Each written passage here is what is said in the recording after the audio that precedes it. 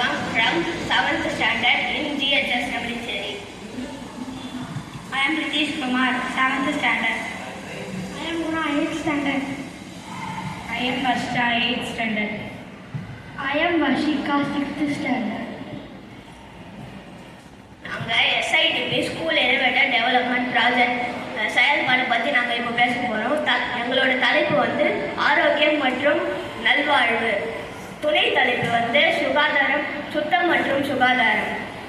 எங்கள் வீட்டு பக்கத்தில் இருக்கிறவங்கள அந்த இடத்த வந்து அசுத்தமாக வச்சுருந்தாங்க. அதனால் என்ன நோயெல்லாம் வரும்னு நாங்கள் அவங்களுக்கு சொல்லி விழிப்புணர்வு ஏற்படுத்தணும். அதை பற்றி தான் நாங்கள் இப்போ சொல்ல போகிறோம். சுத்தம் மற்றும் சுகாதாரம் என்பது தனிப்பட்ட மற்றும் சமூக ஆரோக்கியத்தை பாதுகாப்பதற்கான நடைமுறைகளை குறிக்கிறது. இதில் உடல் சுத்தம், சுற்றுப்புற சுத்தம் மற்றும் பாதுகாப்பான கழிவுநீர் அகற்றுதல் ஆகியவை அடங்கும். மேலும் இவை நோய்களை தடுக்கவும் நல்வாழ்வை மேம்படுத்தவும் உதவுகின்றன.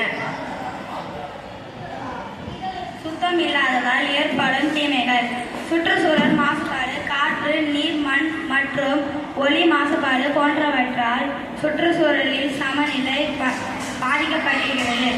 உடல்நல பிரச்சனைகள்: சுத்தமான இல்லாத சூழலால் ஏற்படும் கழிவுகள் நோய் கிருமிகளை உருவாக்கி நோய்கள் பரவ காரணமாகின்றன.